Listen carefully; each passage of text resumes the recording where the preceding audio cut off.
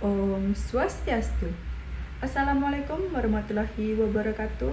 Salam sejahtera untuk kita semua. Shalom, namo buddhaya, salam kebajikan, dan salam harmoni. Halo semuanya, perkenalkan nama saya Niputu Giska Aprilia dengan NIM 2511011032.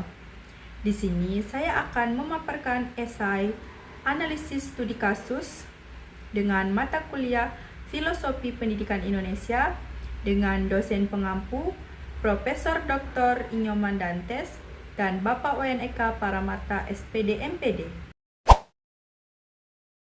Pendidikan pada dasarnya adalah proses memanusiakan manusia. Namun, dalam praktik di sekolah, pendidikan sering terjebak pada rutinitas administrasi, penekanan pada capaian akademik, serta pendekatan disiplin yang membuat peserta didik merasa tertekan. Hal ini juga kerap terjadi dalam layanan bimbingan dan konseling.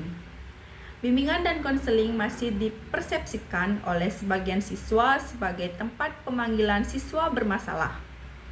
Dan guru BK sering dianggap sebagai penegak disiplin, bukan sebagai pendamping perkembangan peserta didik.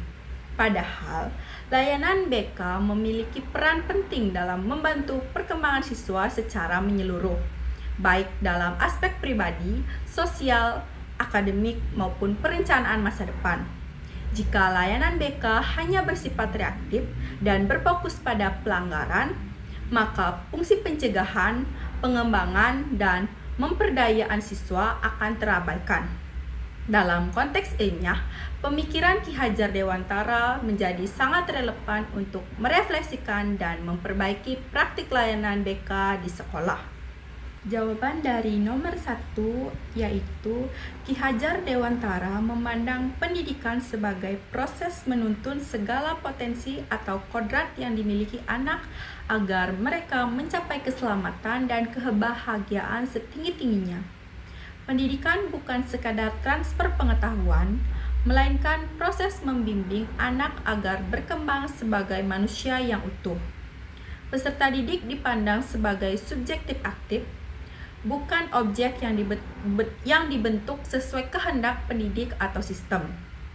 Konsep menuntun berarti pendidik berjalan bersama anak, memahami perkembangan dan kebutuhannya, serta memberi ruang bagi kebebasan dan kemandirian belajarnya. Ki Hajar Dewantara juga membedakan kodrat anak menjadi kodrat alam, yang mencakup potensi dan karakter, serta kodrat zaman yang berkaitan dengan kondisi sosial, budaya, dan perkembangan teknologi. Pendidikan termasuk layanan BK harus mampu menyesuaikan diri dengan kedua kodrat tersebut. Dalam layanan bimbingan dan konseling, pemahaman ini menegaskan bahwa guru BK berperan sebagai pendamping yang membantu siswa mengenali diri, mengelola emosi, dan mengembangkan hubungan sosial, serta meningkatkan motivasi dan kemandirian belajar. Guru BK tidak seharusnya memberi solusi secara langsung, tetapi menuntun siswa agar mampu mengambil keputusan secara sadar dan bertanggung jawab. Jawaban dari pertanyaan nomor 2 yaitu Ki Hajar Dewantara juga merumuskan trilogi pendidikan, yaitu Ingarso Suntolodo, Ingmadya Mangunkarso, dan Tutwuri Handayani.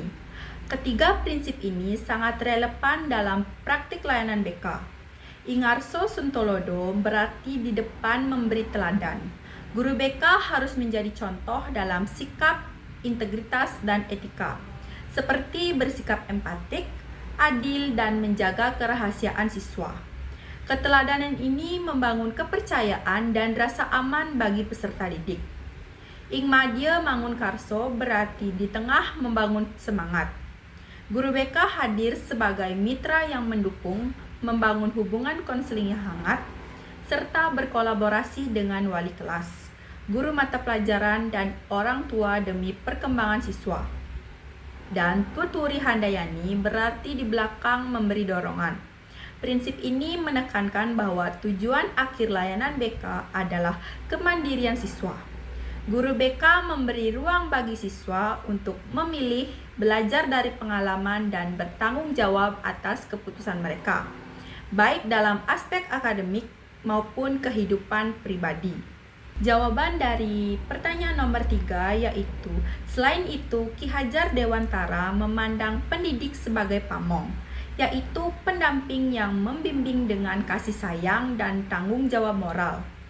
Guru BK sebagai pamong tidak bersikap otoriter, melainkan berjalan berdampingan dengan siswa, menghargai martabat mereka, dan percaya pada potensi setiap anak. Di era pendidikan modern, guru BK dituntut memiliki empati, kompetensi profesional, kemampuan kolaborasi, serta kesiapan untuk menghadapi tantangan digital. Jadi kesimpulannya adalah pemikiran Ki Hajar Dewantara memberikan landasan filosofis yang kuat bagi transformasi layanan bimbingan dan konseling di sekolah. Pendidikan dipahami sebagai proses menuntun kodrat anak. Trilogi pendidikan menegaskan peran guru sebagai teladan, mitra, dan pendorong, serta konsep guru sebagai pamong menempatkan peserta didik sebagai manusia merdeka yang harus dihormati.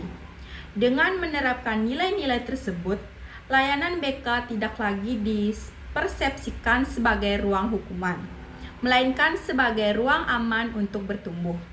Guru BK berperan penting dalam membentuk peserta didik yang mandiri, berkarakter, dan siap menghadapi tantangan zaman. Sejalan dengan cita-cita pendidikan yang memerdekakan manusia sebagaimana diajarkan oleh Ki Hajar Dewantara. Itu saja pemaparan dari saya. Mohon maaf jika ada kesalahan atau kekurangan. Saya ucapkan terima kasih. Om Santi Santi Santi Om. Wassalamualaikum warahmatullahi wabarakatuh. Salam sejahtera untuk kita semua. Shalom, namo buddhaya, salam kebajikan, dan salam harmoni.